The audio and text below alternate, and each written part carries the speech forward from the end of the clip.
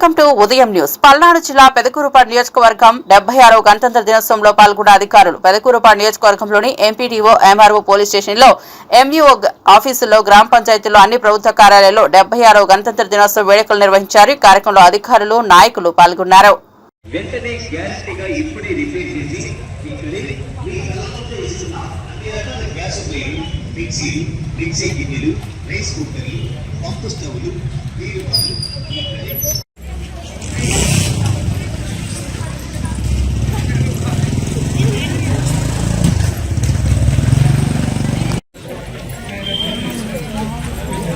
మహేష్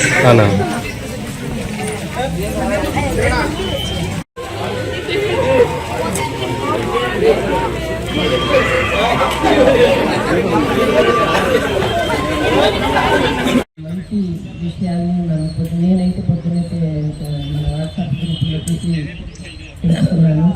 చాలా ఆనందకరమైన విషయం. సార్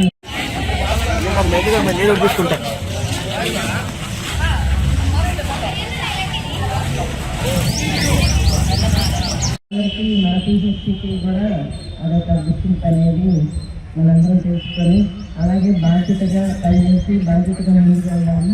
ఇలాంటి అవార్డులు మరిన్ని తీసుకోవాలని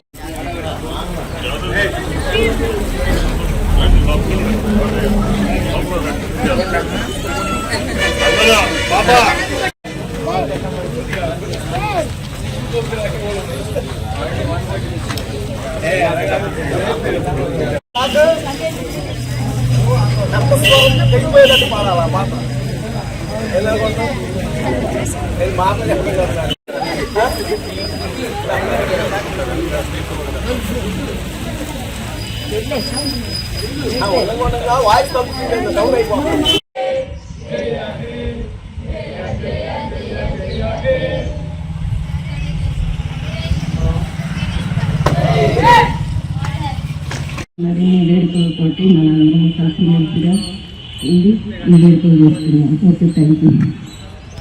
తెలుసుకోవాల్సింది ఏంటంటే ఎంతో మంది మన నాయకులు స్వతంత్ర పోరాటంలో సాధించిన విజయానికి ఇదొక తొలిమెట్టు. ఈ స్వతంత్రం అనేది ప్రతి ఒక్క మనిషికి కూడా కావాల్సిన ముఖ్యమైన ఇదొక మన హక్కు అన్నమాట. మనం జీవించటానికి కానీ, మనం మాట్లాడటానికి కానీ, మనం జీవించటానికి కావాల్సిన వసతులు సమకూర్చుకోవటానికి కానీ, మనం ఆహారం ఎలా అయితే బయటకు వెళ్ళి దోలాడుకొని వస్తామో అది మన హక్కు. అట్లాగే ఆ ఆహారం వెతుకులాటలో ఇంకొకళ్ళు వచ్చి దాన్ని అడ్డగించటం అనేది అది వ్యతిరేకం అన్నమాట. అట్లా కాకుండా ప్రతి ఒక్కటి కూడా మానవుడు స్వేచ్ఛగా బ్రతకాలని మనకి ఈ గణతంత్ర దినోత్సవం ఫస్ట్ మెట్టుగా మన పోరాటం అనేది సాగింది. ఈ గణతంత్ర దినోత్సవంలోనే మనకి స్వతంత్రం ఇస్తామని చెప్పి అనౌన్స్ చేయడం జరిగింది. ఆ తర్వాత మనకి ఆగస్టు 15వ తారీఖున మనకి స్వతంత్రం ఇవ్వటం జరిగింది.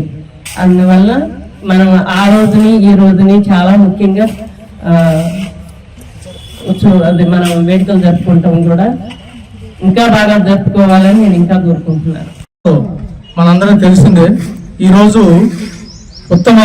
జిల్లా ఉత్తమ వైద్యాధికారిగా డాక్టర్ ఎంఆర్ఓ గారిని కలెక్టర్ గారి చేతుల మీదుగా అవార్డు తీసుకోవడానికి ఎంపిక కాబడినందున సారు ఆ అవార్డు ఫంక్షన్కి వెళ్ళటం వల్ల మన మెడికల్ ఆఫీసర్ గారు డాక్టర్ రాంబాబు నాయక్ గారిని ఈ యొక్క ప్రోటోకాల్ని ఫాలో అవ్వమని చెప్పారు. అలానే మనందరికీ తెలుసు, ప్రతి సంవత్సరం మనం రిపబ్లిక్ డే వేడుకలు జరుపుకుంటున్నాం ఘనంగా. దీని గురించి మనం ఎంతో మంది స్వాతంత్ర సమరయోధులు తమ ప్రాణాలను పణంగా పెట్టి ఈ యొక్క స్వాతంత్రాన్ని మన భారతదేశానికి సంపాదించి ఇవ్వటం ద్వారా మనం ఒక ప్రత్యేక రాజ్యాంగాన్ని మనం అమలు పరచుకోవడం కోసము డాక్టర్ బిఆర్ అంబేద్కర్ గారి ఆధ్వర్యంలో రాజ్యాంగ రచన కమిటీని ఏర్పాటు చేసుకొని 9 మంది ముఖ్యమైనటువంటి కమిటీలో అధ్యక్షుడిగా డాక్టర్ బిఆర్ అంబేద్కర్ గారి ఆధ్వర్యంలో ఈ యొక్క రాజ్యాంగాన్ని ఏర్పాటు చేసుకోవటము, దానికి కనీసం 2.5-3 సంవత్సరాలు టైం తీసుకున్నది.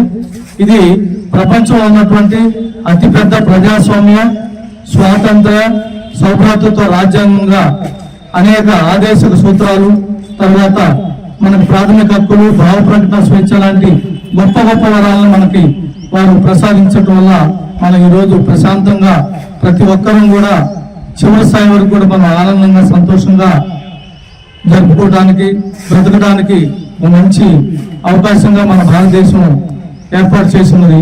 వారి యొక్క త్యాగాల ఫలితాన్ని మనందరం కూడా ప్రతి సంవత్సరం స్వాతంత్ర దినోత్సవం నాడు, రిపబ్లిక్ డే నాడు తప్పనిసరి వాళ్ళందరినీ ఆ త్యాగదనులందరూ మనం గుర్తుంచుకొని వారు చేసినటువంటి త్యాగాలకు మనందరం కూడా కంకణబద్ధులై ఉండి మనం చేసేటటువంటి విధుల్లో కూడా మనకు కేటాయించబడినటువంటి విధుల్ని సక్రమంగా అమలుపరిచి దేశ అభ్యున్నతికి, తర్వాత రాష్ట్ర సర్వతోముఖాభివృద్ధికి పాటుపడుతూ మనం అందరం కూడా బాధ్యతగా ఎప్పుడైతే మనం ఈ పేరు తీసుకొస్తామో అప్పుడే ఆ యొక్క త్యాగమూర్తులకి మనం నివాళులు అర్పించిన రోజుగా భావించాలని కోరుచున్నాను.